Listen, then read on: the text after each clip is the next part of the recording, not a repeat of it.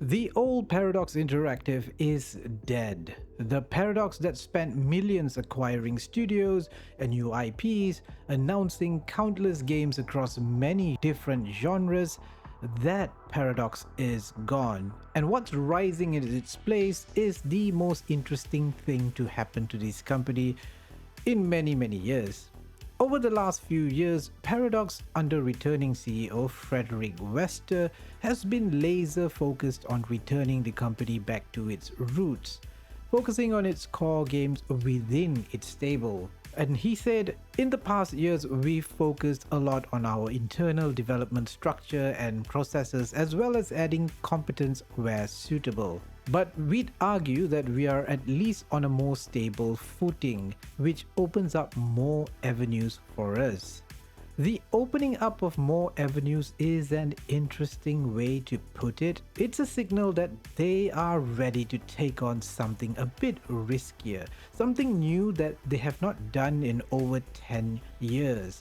The announcement of a brand new game, a completely new IP. The last one, of course, was Stellaris. But the path to this point has been a bloody one, filled with cancellations, closures, and disappointments.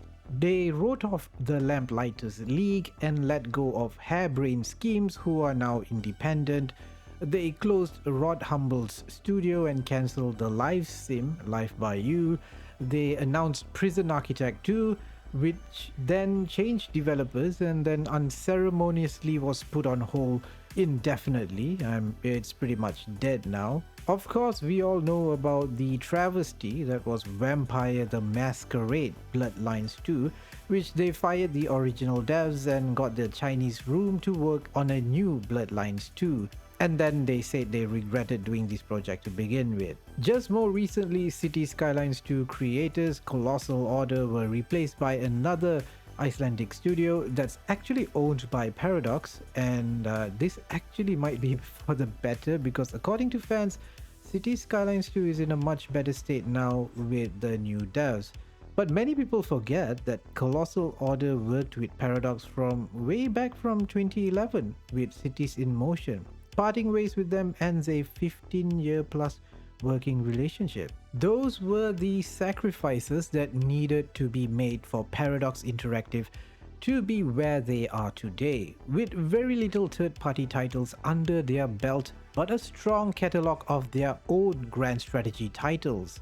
Many touching 10 years now, but still reserving a plethora of DLCs to keep them financially viable to support.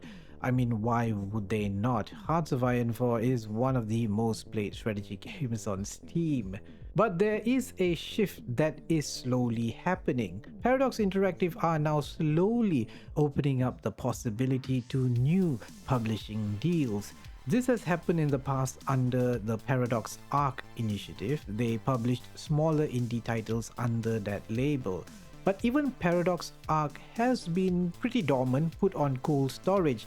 The last game they published was in 2025. But that has changed with the announcement of Paradox publishing the upcoming survival crafting game from Blue Isles Studios, Guardians of the Wild Sky, which had a very popular demo during this year's Steam Next Fest and has racked up 450,000 wishlists. Wild Sky kinda blends the creature mechanics of games like Pokemon or Palworld, which are incredibly popular today. So there's capturing, trading, and breeding these fantastical and maybe cute looking creatures on top of the whole crafting and survival layer of the game. It also helps that the game looks rather nice. Wild Sky will be published under the Paradox Arc label, and it's more about Paradox Interactive fitting into the PR and marketing responsibilities of a publisher rather than financially funding the entire project itself.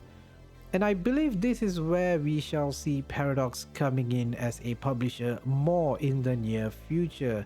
There's only a handful of games right now that are published by Paradox Interactive. The factory automation game Foundry, which was released in early access, I believe back in 2024, That's got pretty good reviews. And then recently they announced they will be publishing Urban Games' Transport Fever 3, which looks incredible.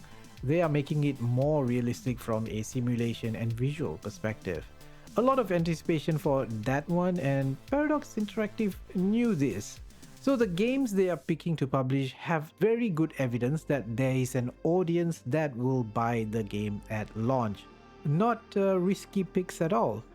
From the years of developing, marketing and doing PR for their core games for a specific audience, Paradox Interactive understands this audience very well. They know how to do PR and marketing for these types of games and have the resources to do so. They are, after all, quite possibly the most successful strategy game developers today. Them slowly re-entering the publishing space is a good thing, and certainly they would have seen the success of companies like Hooded Horse, who have done really well publishing smaller strategy game titles. In fact, Paradox has lost some of their own people who have moved to Hooded Horse, so they understand this space very well and see the potential of it. Maybe not being a big part of their financials, but something to supplement the company's revenue while growing their own catalog of games. I just don't think Fred Wester will go all guns blazing, picking many third-party games to publish and go back to square one with a huge stable of these third-party games. I think that era of Paradox Interactive is over. And in the coming few days, very soon, we will see a new era of Paradox Interactive as they prepare to announce their next big grand strategy game at Gamescom, a non-historical one that has been teased for over a year. I did cover this on this channel, I think almost like last year.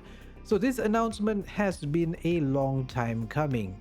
They have put up this teaser on their website, which looks like sand dunes or a desert planet type environment with some broken wooden structures. And there's a flag which looks like a pirate flag, but I don't think it is. It makes sense if this is a fantasy grand strategy game because they already have a sci-fi one with Stellaris, but really it's anyone's guess. Unless it's like a mix between sci-fi and fantasy, like a Dune universe game. Anyway, you tell me in the comments, what do you think this game will be? Do you see anything in this teaser that could be a huge hint? Share your theories below. I'm going away on a short vacation next week, but I'll definitely be talking about whatever that gets announced at Gamescom just a little later. And yeah, not everything Paradox Interactive have done has been great, and I'll talk about some of these things in another video in the near future. Thank you so much for watching. Until next time, farewell friends.